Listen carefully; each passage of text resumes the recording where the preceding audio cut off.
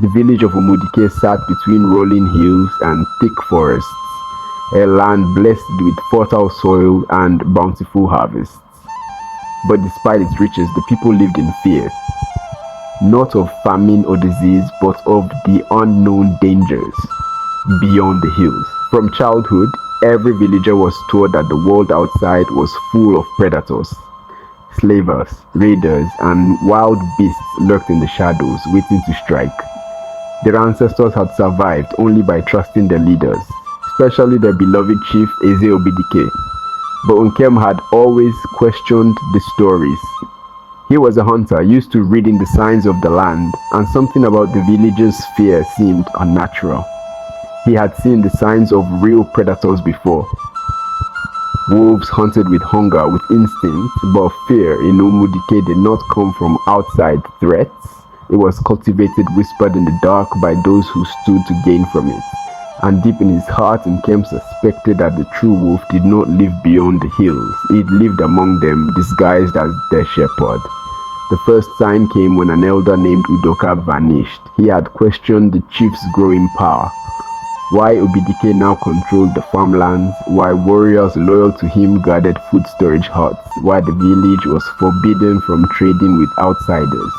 Days later, Udoka was gone. Nobody, no farewell, just whispers that he had wandered too far and been taken by the wolves. Then a young warrior, Obina, expressed his wish to explore the world beyond Umudike. He had heard of neighboring villages that prospered through trade. 2 nights later, he was found floating in the river, his throat slit. It must have been raiders, the chief had said, shaking his head in sorrow. But Nkem knew better. It was not raiders, it was something or someone within Umudike. One evening, Nkem sat outside his mother's hut, sharpening his spear, when Adana, his childhood friend, approached. Her face was pale, her eyes darting. "Nkem, I need to speak with you," she whispered.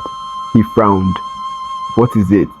She hesitated before saying, "I heard something terrible. The chief, he's selling our people." Nkem froze. "What?" She nodded. "I overheard the guards speaking. The missing villagers. They weren't taken by wolves or raiders. They were taken by Obidik himself. He is selling them to slavers in exchange for gold and foreign goods." A cold wave of rage and nausea crashed over him. The chief, the man they trusted, the one they feared the outside world for. He was the true predator. Nkem knew what he had to do. He needed proof. That night, under the cover of darkness, Nkem and Adana crept toward the chief's hut. If Obidike was truly a traitor, there had to be evidence inside. Slipping past the guards, they entered the grand hut, their hearts pounding. Inside, they found something chilling: scrolls containing trade agreements listing names of villagers alongside symbols of gold and foreign weapons. The realization struck like thunder. The chief was selling his own people as slaves. Before they could flee, a deep voice echoed behind them. "You should not have come here." They turned to see Eze Obidike standing at the entrance, flanked by his guards. His face was calm, almost amused. "I always knew you were too curious, Nkem." Nkem gritted his teeth. "You are a traitor. You let us fear the wolves while you were the real beast all along." Obidike smirked.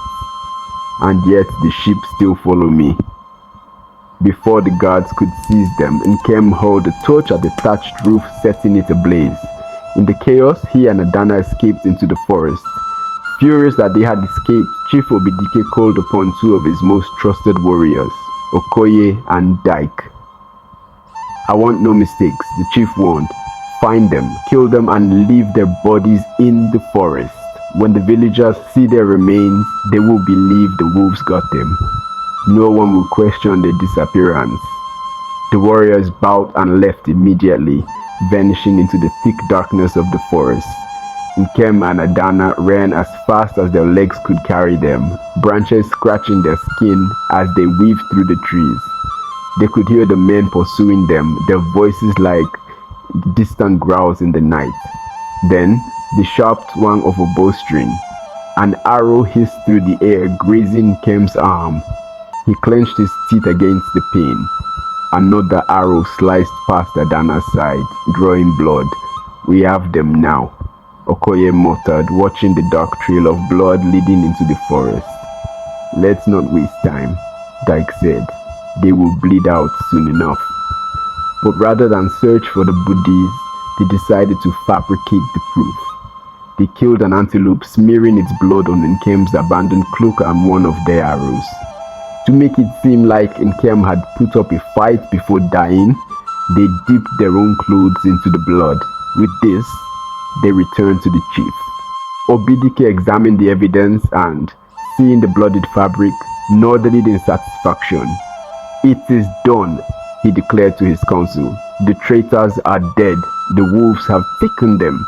For months, Nkem and Adana remained hidden. Chibuzo, their trusted friend, brought them food and updates on the village. Word of the chief's corruption began to spread, whispered from ear to ear. Small groups of villagers, furious and emboldened, started questioning his rule. One night, Nkem emerged from hiding, with proof in hand, the stolen trade scrolls. He confronted the village council. The evidence was undeniable. The people, now furious, turned against Obidike. The guards who had once defended him abandoned their posts, and the chief, realizing his power was gone, tried to flee. But justice found him forced. As the sun rose, Umudike was no longer a village ruled by fear. The chief was no more, his power stripped, his name cursed. The people had seen the truth and reclaimed their freedom. The village elders gathered to decide on a new leader. The majority of the people called for Nkem. He had risked everything, fought for the truth and led them to victory. His charisma, sacrifice and love for Umudike made him the perfect choice. But then, an objection arose. Nkem's ancestors were not born here, an elder declared. His lineage is not of Umudike. Murmurs spread through the crowd. Though he had bled for this village, though he had saved them, he was not truly one of them in the eyes of tradition. And so, the elders ruled that Nkem could not be chief. The decision shattered him. He had given everything for these people, yet in the end he was not judged by his actions, but by his bloodline. As he walked away, the village chose another chief, one with the right ancestry, but deep down, they knew the truth. Nkem had been their savior. And so, the question remains, why do we judge people not by their character but by their origins? How often do we allow traditions to blind us to true leadership? Is the past more important than the present when choosing who deserves to lead? Think carefully, because sometimes the real chains are not the ones on our wrists, but the ones in our minds.